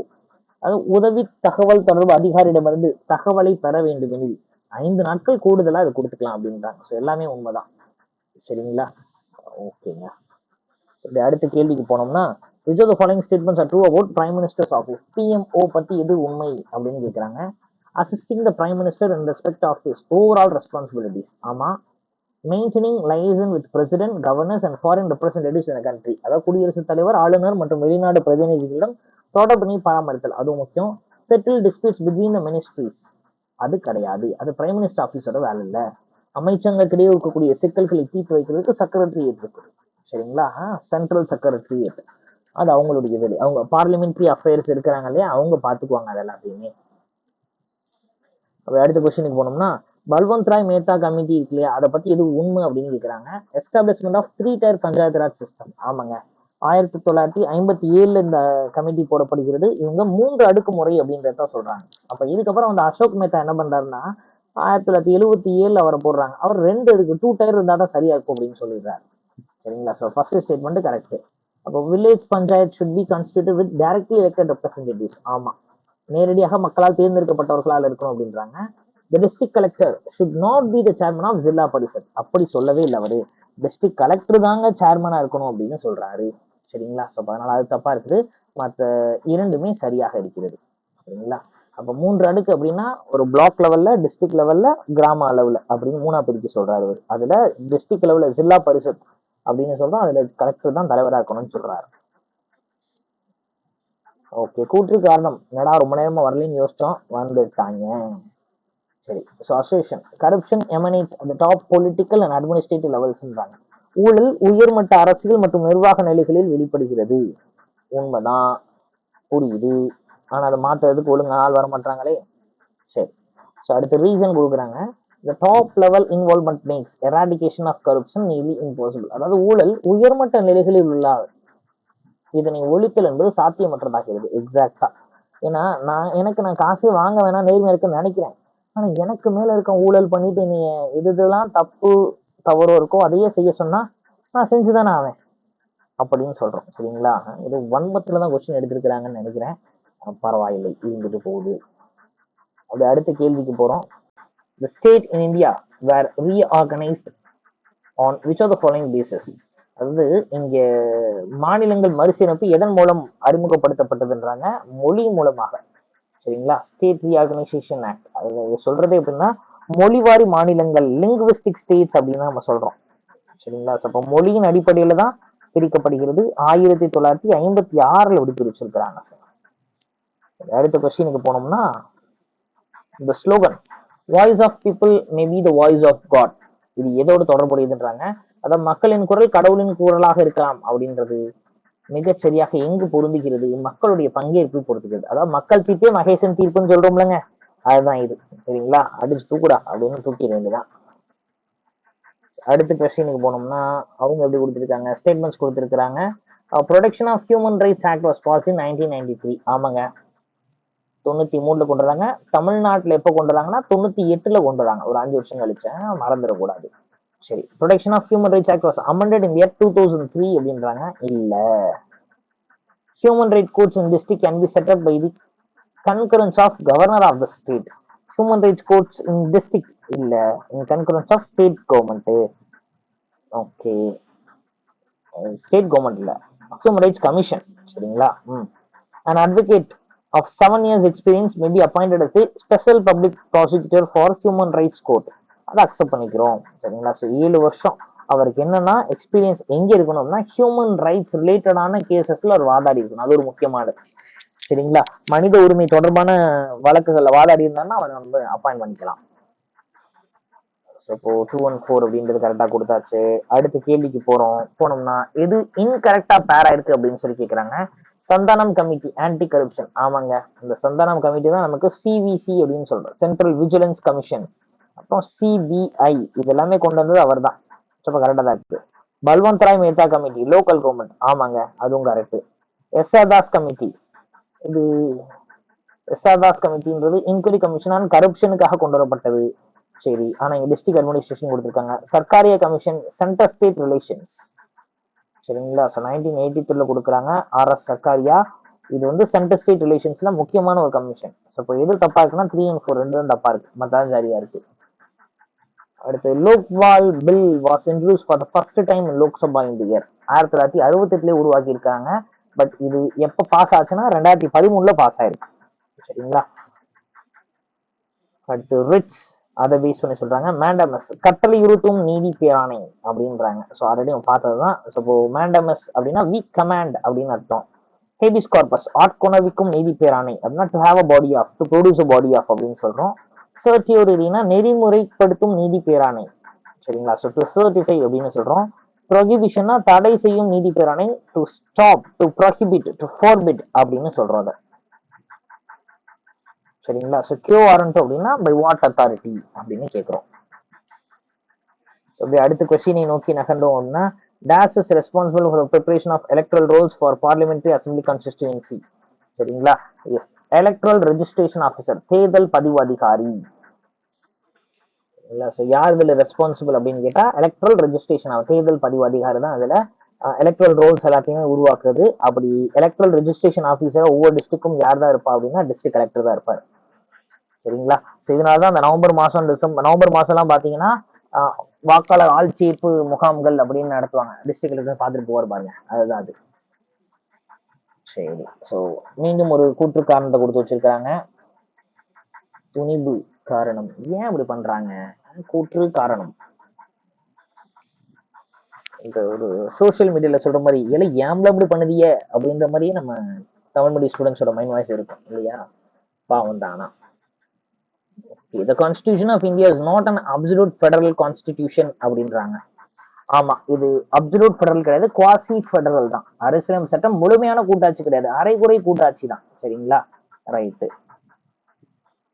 அப்புறம் the structural function balance is in the favor of supremacy of the union. அமைப்பு செயல் சமநிலையானது ஒன்றியத்தின் வலிமைக்கு சாதகமா இருக்குது. அதுவும் உண்மைதானுங்க. ஏன்னா இது குவாசி ஃபெடரல் தான், கூட்டாட்சி தான். ஆனா பவர் யாருக்கிட்ட அதிகமா இருக்குன்னா ஒன்றியத்துக்கிட்ட தான் பவர் அதிகமாக இருக்குது. சரிங்களா? ஸோ ரெண்டுமே சரி, கூற்றுக்காரந்து அழகா விளக்குகிறது அப்படின்றது சொல்லிடுறாங்க. அப்படி போனோம்னா இந்த executive officer of cantonment board யார் அப்பாயிண்ட் பண்ணுவோம் அப்படின்றாங்க சார். பிரசிடென்ட் ஆஃப் இந்தியா தான் அப்பாயிண்ட் பண்ணுவாங்க. ஏன்னா இந்த பிரசிடென்ட் ஆஃப் இந்தியா தான் ஒட்டுமொத்தமா டிஃபென்ஸினுடைய கமாண்டர் இன் சீஃப், முப்படைகளுடைய தளபதியே பிரசிடென்ட் தான். அதனால அவர் தான் நியமிக்கிறார். சரிங்களா? கண்டோன்மெண்ட் போர்டோட எக்ஸிகியூட்டிவ் ஆஃபீஸரை. அப்படி ஆர்டிகல்ஸ் கொடுத்துருக்காங்க. Article 156 term of office of governor. எவ்வளவு கால கவர்னர் இருக்கலாம்னா வழக்கமா 5 வருஷம் இருக்கலாம், மற்றபடி என்ன அரசியல் இருக்கலாம். பிளஸர் ஆஃப் பிரசிடென்ட் அப்படின்னு சொல்றாங்க. குடியரசுத் தலைவரின் விருப்பத்திற்கு ஏற்ப அவர் இருந்துக்குவார். சரிங்களா? அடுத்து 155 எதை பத்தி பேசுதுன்னா அப்பாயின்மெண்ட் ஆஃப் கவர்னர். யார் கவர்னரை நியமனம் பண்ணுவா அப்படின்னா பிரசிடென்ட் தான் நியமனம் பண்ணுவார். சரிங்களா? 157 எதை பத்தி பேசுனா qualification for appointment of governor. 3 qualification. ஒன்னு இந்தியனாக இருக்க வேண்டும். சரிங்களா? 35 வயசு முடிச்சிருக்கணும். லாபம் ஈட்டக்கூடிய ஆபீஸ் ஆஃப் ப்ராஃபிட் எதுவும் இருக்கக்கூடாது. முடிஞ்சிருச்சு. இது இருந்ததுன்னா போதும், அவரை கவர்னர் ஆக்கிடலாம். சரிங்களா? ஓகேங்க. இப்போ ஆர்டிகல் 157 குவாலிபிகேஷன்ஸ். சரிங்களா? ரைட்டுங்க. இது வரிசை ஞாபகம் வச்சுக்கலாம் பாருங்க. 155 அப்பாயிண்ட் பண்றது, 56 அப்பாயிண்ட் பண்றதுக்கான டேர்ம் ஆஃபீஸ். சரிங்களா? 57 குவாலிபிகேஷன் என்ன அப்படின்றாங்க. 61 எதை பற்றி பேசுகிறது அப்படின்னா pardoning power of the governor. சரிங்களா? அப்போ ஆளுநருடைய மன்னிப்பு அதிகாரம் அப்படின்னு சொல்றோம். இந்த மன்னிப்பு அதிகாரம் தான் பார்டனிங் பவர். 161 அடிப்படையில சொல்றோம். அப்போ 72 அப்படின்றது என்ன சார்? இது குடியரசுத் தலைவருடைய பார்டனிங் பவர். சரிங்களா? குடியரசுத் தலைவருடைய மன்னிப்பு அதிகாரம். சரி, அடுத்து estimates committee of parliament consists of அப்படின்னு கேட்கிறாங்க. பாராளுமன்றத்தின் மதிப்பீட்டு குழுவுல மொத்தம் எத்தனை பேர் இருக்காங்கன்னா 30 பேர் இருக்கிறாங்க சார். இதுல லோக்சபா இருக்கிறாங்க இல்லையா, அதுல இருந்து ஒரு 22 பேர் வரை இருப்பாங்க. ராஜ்யசபால இருந்து 8 பேர் இருப்பாங்க அப்படின்னு நம்ம நினைப்போம். அதுதான் கிடையாது. 30 பேருமே லோக்சபாவை சார்ந்தவர்கள் தான். சரிங்களா? எஸ். ஒட்டுமொத்தமா எஸ்டிமேட்ஸ் கமிட்டில மொத்தமாவே லோக்சபாவை சார்ந்தவர்கள் தான் இருப்பாங்க. கரெக்டா தான் சொல்றேன்னா? கரெக்டா தான் சொல்றேன்னு நினைக்கிறேன். ஓகே. எஸ். எஸ்டிமேட்ஸ் கமிட்டி முழுக்க 30 பேருமே லோக்சபாவை சார்ந்தவர்களாகத்தான் இருப்பார்கள். சரிங்களா? அடுத்த கேள்வி. Who described DPSP as a novel feature of Indian Constitution? Ambedkar தான் சொல்றாரு. அடுத்து செக்குலர் டெமோக்ரஸி அப்படின்றாங்க. சரிங்களா? செக்குலர் டெமோக்ரஸி பத்தி என்ன உங்களுக்கு தெரியும், அப்படி என்றால் என்ன அப்படின்னு கேக்குறாங்க. அது என்ன அப்படின்னு பார்த்தோம்னா state will not be controlled by any religion. எக்ஸாக்டா எந்த ஒரு மதத்தின் அடிப்படையிலும் எந்த ஒரு மதமே மாநிலத்தை கட்டுப்படுத்தாது. Okay. Discrimination will be shown by the state against any person on account of his or her religion. வாய்ப்பே இல்லை. ஒருவருடைய மதத்தின் நிமித்தம் அவர்கள் மீது அரசு பாகுபாடு காட்டக்கூடாது. அப்ப இப்ப காட்டிக்கிட்டு இருக்கே சார் அப்படின்னு நீங்க என்கிட்ட கேட்கலாம். அது சம்பந்தமே இல்லாது, அது அரசியல், அது வேற இது வேற. அப்போ சட்டப்படி நம்ம காட்டக்கூடாது.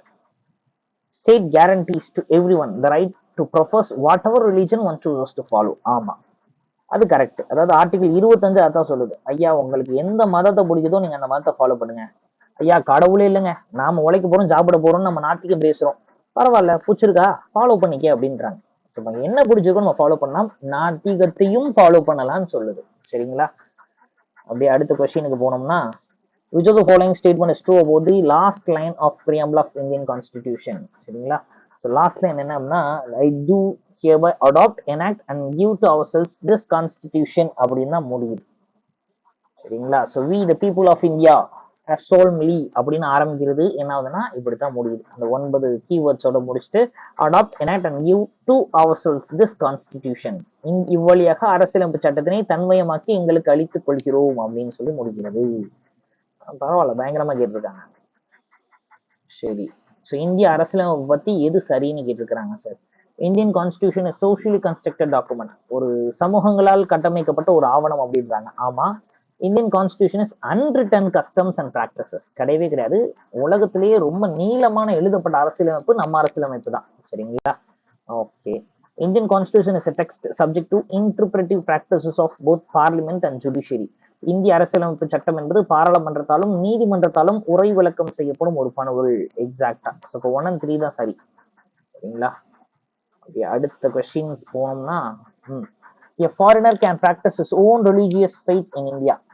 ஆமா, ஆப்வியஸா ஒரு வெளிநாட்டவர் அவர் சொந்த நம்பிக்கை நம்ம நாட்டை பயன்படுத்தலாம், ஃபாலோ பண்ணலாம். The freedom of religion is guaranteed by the constitution not only for Indians but also for the foreigners. ஆமாங்க, மத சுதந்திரம் நமக்கு மட்டும் கிடையாது, இந்தியாவுக்கு வந்து ஃபாரினர்ஸ்க்கும் அது பொருத்தமாக இருக்கும். சரிங்களா? ஸோ அவங்களும் அவங்களுக்கு பிடிச்ச மாதிரி மதத்தை அவங்க பின்பற்றி கொள்ளலாம், தப்பு கிடையாது. ஓகே, ஸோ இதோட இந்த பதிவை நாம் அப்படியே ஹோல்ட் பண்ணலாம். ஸோ கிட்டத்தட்ட 2023 கேட்கப்பட்ட பல்வேறு கொஸ்டின்ஸை நம்ம பார்த்துருக்கோம். ஸோ நீங்க எனக்கு தெரிஞ்சு ஒவ்வொரு கொஸ்டினாலும் அந்த கொஸ்டினை பேஸ் பண்ணி நம்ம சும்மா கதை மாதிரி பேசாம எல்லா பேக்ல பார்த்துருக்கோம்னு நினைக்கிறேன். ஸோ ஒருவேளை உங்களுக்கு இந்த வீடியோ பிடிச்சிருந்தா லைக் பண்ணுங்க. உங்க ஃப்ரெண்ட்ஸ் யாராவது லாஸ்ட் மினிட்ல என்ன ரிவிஷன் பண்ணே தெரில அப்படின்னா அவங்களுக்கு இந்த வீடியோ ஷேர் பண்ணுங்க. மேலும் ரொம்ப பிடிச்சிருந்ததுன்னா அப்படி சப்ஸ்கிரைபும் பண்ணி விட்டுருங்க, உங்க ஃப்ரெண்ட்ஸ் கிட்டே ரெஃபர் பண்ணுங்க. சரிங்களா?